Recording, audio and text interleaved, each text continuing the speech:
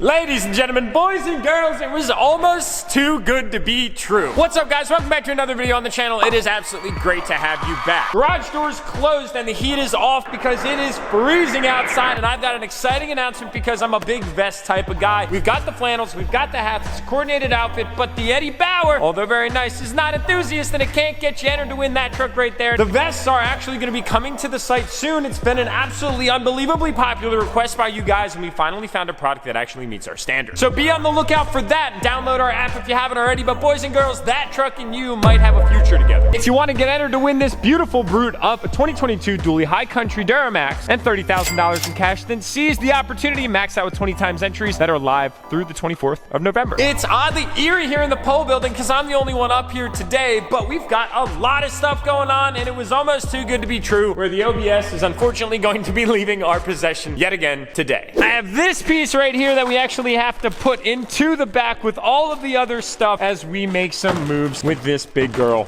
right here. There's been a million and one things going on in my life, and I've done nothing other than sign myself up for it, so it's been absolutely chaotic, and I appreciate you guys rolling with the punches on this one because there are so many things that are super exciting in the pipeline. I know I said I was trying to open up the new business by the end of November, but then that ended up getting pushed back to December, and now it's ultimately getting pushed back till January of 2023, which is kind of cool because I like New Year's, I like clean slates, and I like fresh opportunity. The reality is that there are still environmental factors that are out of my immediate grasp of control, and I don't want to rush something that's meant to have its own timeline. Plus, December is somewhat of kind of a 2-week month in my personal opinion, at least for me and my family, and I know the same holds true for a lot of you guys because you're doing things with your loved ones. So that kind of looming big thing that's not a little deal is going to be coming, but it's not quite yet. It's not quite yet. Bear with me, bear with me, bear with me. Speaking of big things, that is a huge thing right there. It is so wide, so massive, it just barely fits in between the lift on either side. But the key takeaway here is, yes, it still fits, and it looks damn good doing it. Now, as much as I want to drive this thing today, I'm not going to drive it. It's got 123 exact precise miles on it, and it's probably going to accrue a little bit more because I'm seizing the opportunity with that behemoth while I have it in my possession before it leaves my possession. Now, we got to talk about the LBZ OBS.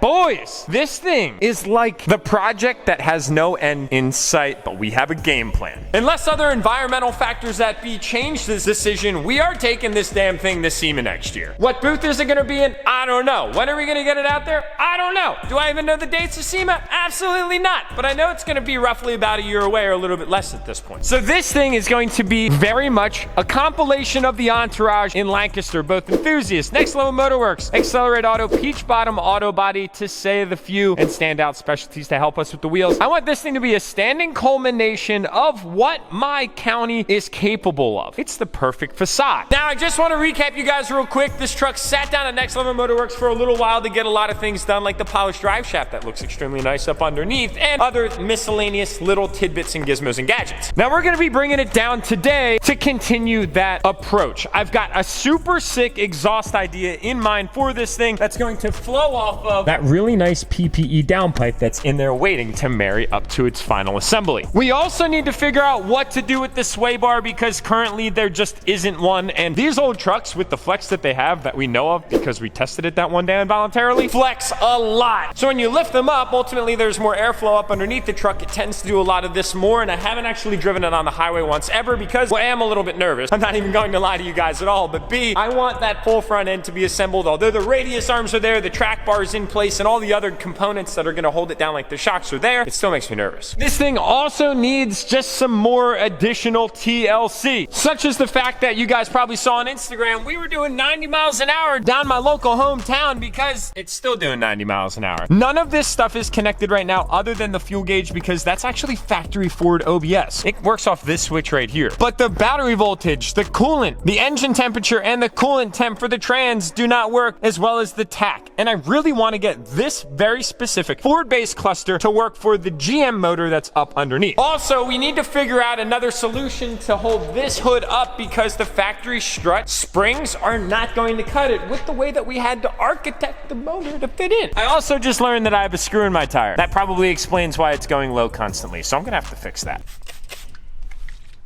We're good, ready to rock and roll. The whole issue here is I was going to reassemble the dash plate. I want to get the DSP5 switch installed right here in this little trim bezel and have everything put back together on the inside, but truthfully, we can't do that yet. The reason being, we need to figure out how to connect the gauge cluster. And the resistances are the challenges, as well as some of the other things that I can't really explain all that well, but it's basically like two languages, Mandarin and English, trying to communicate effectively. We, being Tyler, because he's a guru when it comes to electrical, need to figure out how to bridge the gap of that communication barrier. My end goal is to make this thing as OEM plus as retrofittedly possible. That can be very challenging, but that's my build style, and that's ultimately what I want to accomplish with this truck before we try to actually piecemeal it back together, but then to take it apart to make it, honestly, totally perfect. It's 54 degrees as of this thermostat in the pole building. That kind of somewhat qualifies for a cold start, right?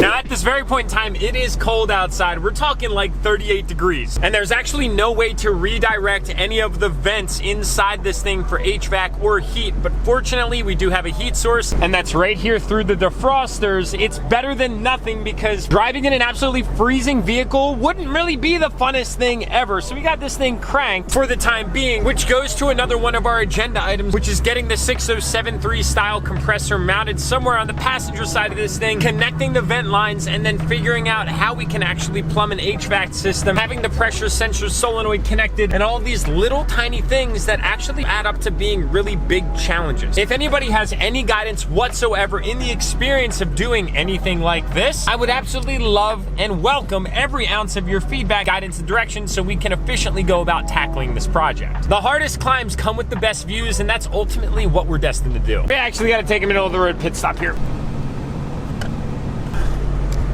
Perfect. Now, speaking of mirrors, do I leave the small gasser style ones on? They do really satisfy the aesthetic nature, but the functionality is absolutely horrible. I have not decided if I want to put the DURTYMAX mirrors on because it impairs functionality of the triangle windows, which I want to take full advantage of in the warmer months. Although the DURTYMAX ones look awesome and it's fitting because it is a DURTYMAX at the end of the day. Or do I go with the bigger toe style mirrors? The only hesitation that I have there is that you have to drill way more holes, and I'm trying to patch holes, not put more in. Guys, as I'm out and about in this thing, I cannot explain to you the happiness and the sensation that comes along with all the reactions of this truck. You just don't see well-conditioned classics as much as you wish that you could these days, and truthfully, the nostalgia of being behind the wheel of this truck, knowing that it is what it is in such a unique way that this thing is coming together, it makes me so unbelievably happy. Guys, I always say I love where I live, and I'm so proud to be able to actually passionately, authentically say that to you guys, because I'm in another parts store dropping some parts off that I actually didn't need for this thing. I get to the discussion of the SEMA build. That shop had actually been very involved in getting me all the parts that I needed to kind of figure this thing out. And I said, hey, I'm actually looking for a chrome plater. Do you know one? Oh yeah, Jack, there's one right down the road. You didn't know about them? No, I didn't know about them. Well, I stopped off at them, got to talking to them, and they're all classic car people, and the chrome plating thing is really not easy to find these days because of all the regulatory stuff that comes along with it. Well, come to find out, I just had a very lengthy conversation about my intent for this truck, and I think we're gonna do some really cool stuff. Sometimes I wish that I could just fast forward to that point in time, but I never like to wish time away. This little unit right here might be the problem solver for our overflowing gas tank issue. When I mentioned something in the last video, you guys said it was a rather common occurrence with these body styles. That right there is a little vent that goes on the top of the tank.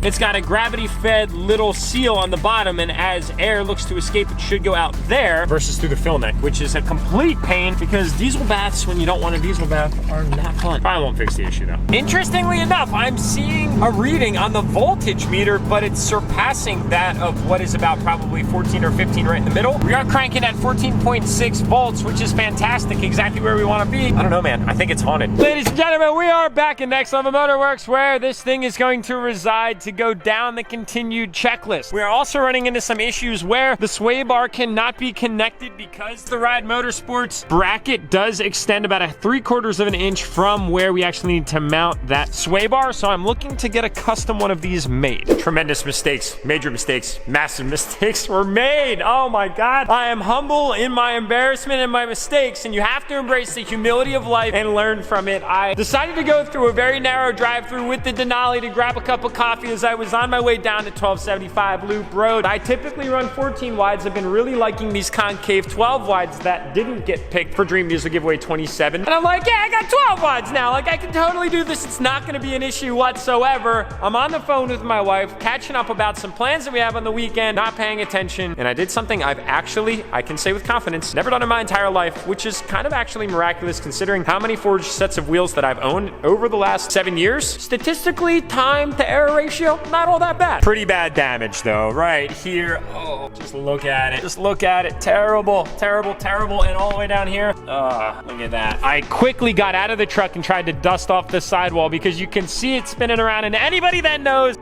And unfortunately, I made a mistake, but I'm gonna own up to it. I'm taking the wheel off. Unfortunately, in the unfortunate situation, my neighbor actually polishes big rigs. He's nationally known, and the dude is super talented, so he's actually gonna fix this for me. Oh my God, I'm an idiot. 4 wheels. Ah!